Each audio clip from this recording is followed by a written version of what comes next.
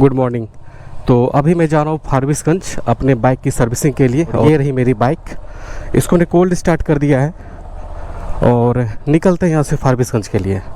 अभी हो रहे सुबह के 8:30 और 9 बजे से पहले मुझे पहुँचना है। तो आप इस राइड बने रहिए जदिया से फारबिसगंज की राइड में।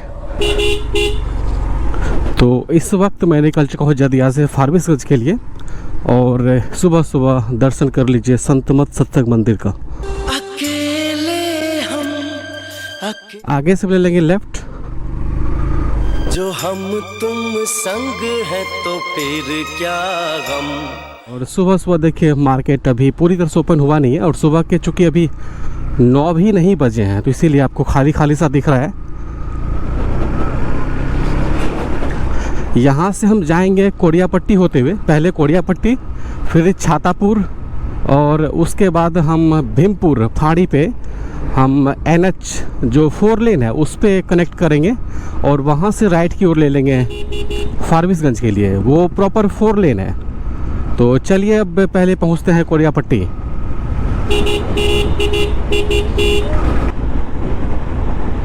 और मेला के समय में इन सब जगहों पे इतनी भीड़ थी कि आपको पैदल जाना मुश्किल होता। यही वो मंदिर है और जो मेला लगता है कोड़ियापट्टी का वो आगे से लेफ़्ट है। यहाँ पे लेफ़्ट में कट है और मेला का प्रॉपर ग्राउंड इधर ही है। ये रहा। खैर ये मेला 1 महीना तक चलता है और मेरे ख्याल से 1 महीना से ज़्यादा हो गया है, इसीलिए मेला अब आप यहाँ पे नहीं देख सकते हैं। तो जब भी मेला यहाँ पे लगता है काफ़ी लंबे समय के लिए लगता है। और बातों बातों में आपको बताना भूल गया कि मैं भी कोड़ियापट्टी बाज़ार से गुजर रहा हूँ और यहाँ से कोड़ियापट्टी का बाज़ार होता है समाप्त। आगे कोड़ियापट्टी का एक पुल है जो एक समय में लकड़ी का पुल हुआ करती थी और उस पुल से अगर आप जाते तो आपको डर का एहसास होता और कहीं कहीं तो आपको पुल के नीचे का भी आपको नज़ारा देखने को मिल जाता। यही वो पुल है।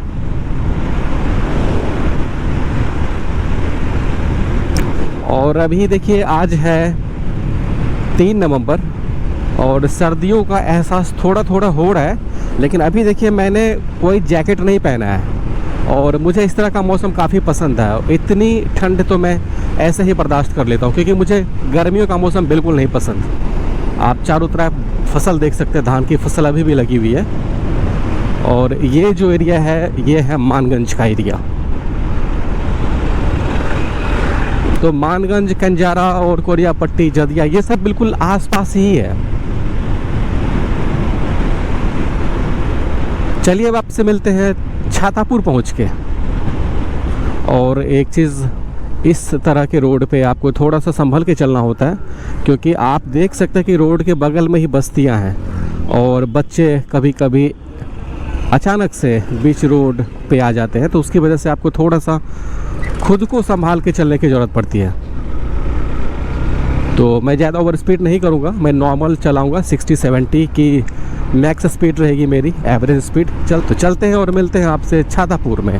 और छातापुर से पहले अगर मुझे कुछ इंटरेस्टिंग सा सीनरी कुछ दिखता है तो वो आपको ज़रूर दिखाएंगे।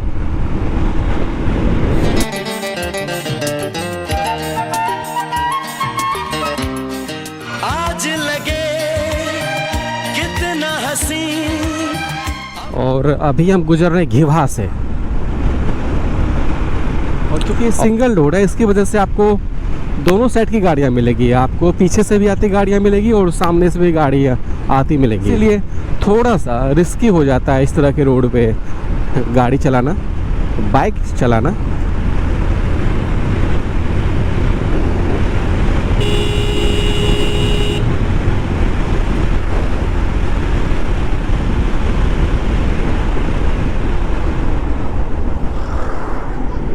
देखा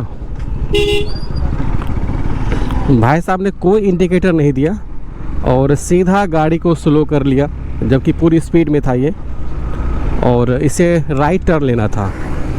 तो आपको इन जैसे राइडरों से बच के चलना पड़ेगा। हालांकि मैं इनको राइडर तो नहीं बोल सकता क्योंकि राइडर वो होता है जो पूरी तरह से रूल फॉलो करता है। इवन इसने हेलमेट तक नहीं पहना था। और ठीक है लोकल में चलता है, लेकिन इन सब लोगों से आपको थोड़ा सा बच के चलने की ज़रूरत होती है।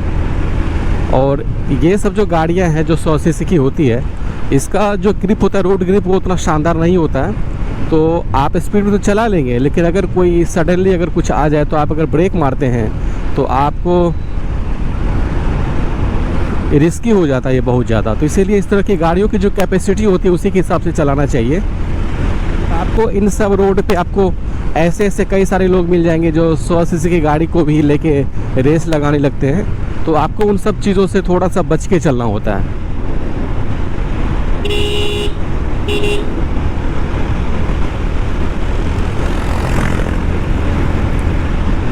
तो चलिए पहुंचते हैं अब छातापुर। और उससे पहले अगर कोई मुझे अच्छा सा, अगर उससे पहले मुझे कोई पेट्रोल पंप दिखेगा तो पहले फ्यूल ले लूँगा बाइक में, क्योंकि पेट्रोल देखिए नहीं है।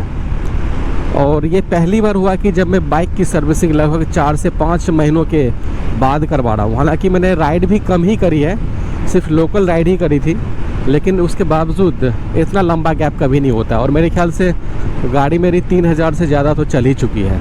हालांकि मैं कभी 3000 नहीं चलाता था, 2000 से 2500 किलोमीटर पूरा होते मैं गाड़ी का इंजन ऑयल चेंज कर देता था।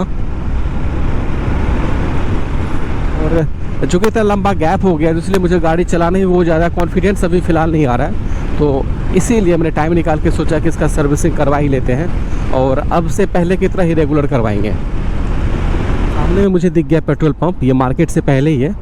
तो यहाँ पे पहले फ्यूल ले लेते हैं, गाड़ी में पेट्रोल लेते हैं और फिर आगे राइड कंटिन्यू करेंगे।